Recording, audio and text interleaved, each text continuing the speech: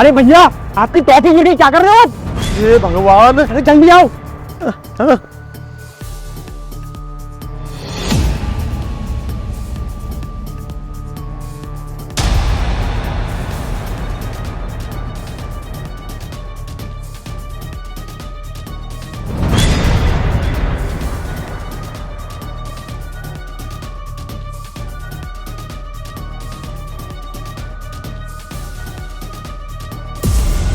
Uncle मैं मत करा देता हूँ आपकी। अरे हो गया लो। दिया मैंने, उठा लिया। ठीक है बेटा। हाँ तुम्हारे पेट को क्या हुआ है? अरे वो अंकल क्या है ना, मैं पेट से मेरा मतलब है, सॉरी, वो जिम जाता हूँ ना, तो चेस्ट और ऐसे निकल के आ गई है चेस्ट मेरी, तो अभी धीरे धीरे करके बनती जा रही है चेस्ट मेरी। जिम करने से ऐसे निकलती है, ऐसे निकलती है ना? नहीं, मैं कुछ अलग टाइप की जिम कर रहा हूँ ना, तो वो ऊपर नीचे हो जाती है मेरी चेस्ट। हो बेटा, ये जिम छोड़ दो ना, तुम गलत जिम कर रहे हो। देखो हम लोग गांव में पहलवानी करते थे, तो ऐसे ये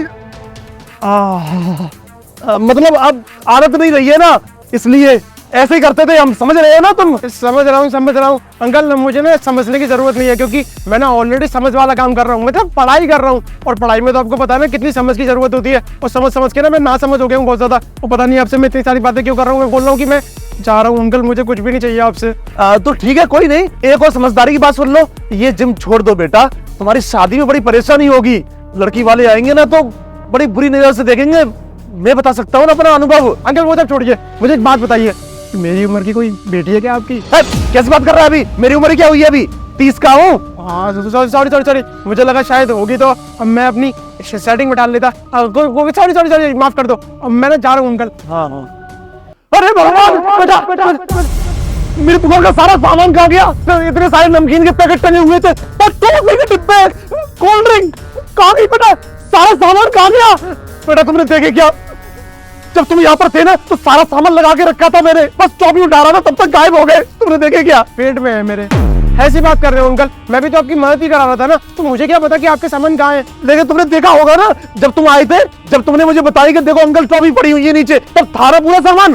अंकल नहीं था, आप ना बूढ़े हो गए हो, अब हो सकता है कि सामान आपने निकाल के नहीं रखा है, अंदर जाके चेक करिए, शायद अंदर ही रखा होगा। अरे बेटा, तुम्हारे आने से पहले मैंने सारा सामान सजाया था, 2 मिनट ही तो हुई थी। 2 मिनट हुई है? अरे कहाँ अंकल, 10 मिनट तो मुझको ही हो गई यहाँ पर आए हुए। आप ना जरूर भूल गए हो, दोबारा याद करने की कोशिश करो, योगा किया करो, मेडिटेशन किया करो, अरे दारू पीना बंद करो। अरे मैं कहाँ दारू पीता हूँ? मैं दूध पी के पहलवानी करने वाला इंसान। देखो इतना भी भुलक्कड़ नहीं हूँ मैं, साफ साफ मुझे याद है 3-3.5 मिनट हुई होंगी, तुम्हारे आने से पहले जब रखी थी, पीछे वो सामान रखी रहा था, तब तक वो टॉफी गिर गई। मुझे ना बहुत ज्यादा पढ़ाई करनी है, अपने देश को और ऊपर तक ले जाना है, तो मेरे पास ना टाइम नहीं है पर खर्च करने के लिए। मैं जा रहा हूँ।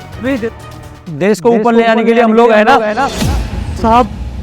सब अच्छा हुआ आप आ गए। देखिए ना, 1 मिनट के अंदर मेरी दुकान का सारा सामान गायब हो गया। यही एक ग्राहक आए थे और कोई नहीं आया, पता नहीं कहाँ चला गया। ये ग्राहक नहीं है भैया, ये चोर है, और इसके साथ ये भी मिली हुई है। क्या बात कर रहे हो सर आप? हम चोर नहीं, हम स्टूडेंट हैं, और ना हम पढ़ाई करने के लिए बाहर से यहाँ पर रहते हैं। आप हमें चोर कैसे बोल सकते हो? हाँ साहब, हाँ ये स्टूडेंट है, ऊपर ही तो रहते हैं हॉस्टल में आप। हाँ भैया, ये ऊपर रहते हैं, तभी तो इन लोगों ने इसी चीज का फायदा उठाया है। बहुत साथी तरीके से चोरी की है इन लोगों ने। वो तो अच्छा हुआ कि मैंने ये सब करते हुए इन लोगों को देख लिया था।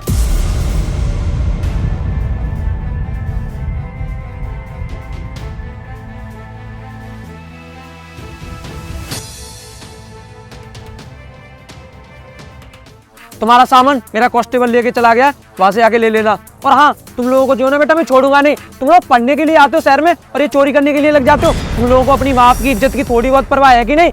नहीं सर, आप गलत समझ रहे हो, ऐसा कुछ भी नहीं है। बात कुछ ऐसी है ना, सारा सब कुछ इसने बोला था मुझे करने के लिए। ये बोल रही थी कि हम जो सामान चुराएंगे ना, वो सब बाहर बेच देंगे सस्ते रेट में, और फिर क्या है, पैसे आते ही अपने छोटे मोटे शौक पूरे कर लेंगे। सर झूठ बोल रहे हैं, झूठ क्यों बोलते हैं? आप फंस गया है तो मुझे बता रहे सर झूठ बोल रहा है। इस स्टोरी में जितना हाथ मेरा था ना, उससे कहीं ज्यादा इसका था। ये सारा प्लान ना रात में बैठ के इसने ही बनाया था। अपने 3-4 दोस्तों को और शामिल कर रखा है। वो गए किसी दूसरी दुकान पे सेम ऐसे ही चोरी करने। चुप करो तुम दोनों, मुझे सब पता है किसने चोरी कराई और किसने नहीं।